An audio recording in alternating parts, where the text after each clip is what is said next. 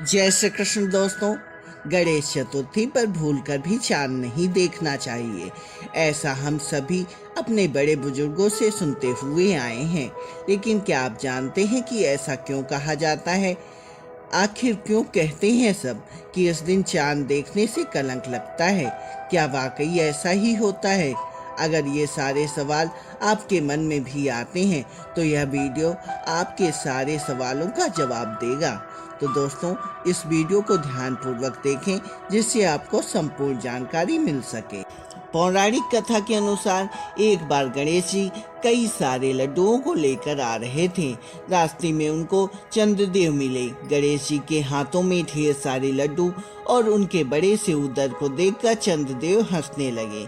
इससे गणपति जी को क्रोध आ गया और उन्होंने चंद्रमा को श्राप देते हुए कहा कि तुम्हें अपने रूप पर बहुत घमंड है ना, जो मेरा उपहास उड़ाने चले आए हो। मैं तुमको क्षय होने का श्राप देता हूँ। गणेश जी के श्राप के चलते चंद्रमा और उसका तेज हर दिन क्षय होने लगा था और वह निरंतर मृत्यु की ओर बढ़ने लगे। चंद्रमा की यह दशा देखकर देवताओं को चिंता हो गई। उन्होंने चंद्रदेव को शिव जी की तपस्या करने के लिए कहा।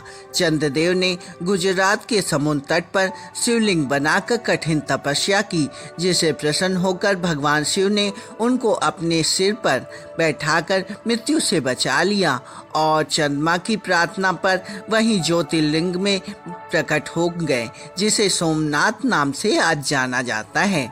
मान्यता है कि चंद्रमा की दशा देखकर सभी देवता मिलकर गणेश जी को समझाया और चंद्रदेव ने भी उनसे क्षमा याचना की। गणेश जी ने चंद्रदेव को क्षमा तो कर दिया, लेकिन उन्होंने कहा कि मैं अपना श्राप वापस नहीं ले सकता, इसलिए महीने में एक बार ऐसा अवश्य होगा जब क्षय होते होते एक दिन आपकी रोशनी चली जाएगी, लेकिन फिर धीरे धीरे प्रतिदिन आपका आकार बढ़ता जाएगा और माह में एक बार आप पूर्ण रूप में दिखाई देंगे। आपका दर्शन लोग हमेशा कर सकेंगे, लेकिन भाद्रपद की शुक्ल पक्ष की चतुर्दशी के दिन आपके दर्शन जो करेगा उसको झूठा कलंक का सामना करना पड़ेगा। गणेश चतुर्थी के दिन चांद देखने से कलंक लगने के श्राप के चलते ही इसे गणेश चतुर्थी के अलावा कलंक चतुर्थी भी कहा जाता है।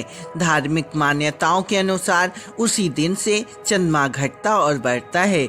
श्रीमद् भगवद गीता के 10वें स्कंद 56 और 57 अध्याय में इस बात की जानकारी दी गई है कि श्री कृष्ण भी चतुर्थी के दिन इस श्राप से नहीं बच पाए थे और उन्हें उनके मित्र प्रसन्नजीत की हत्या और श्रीमंतक मणि की चोरी का आरोप लगा था।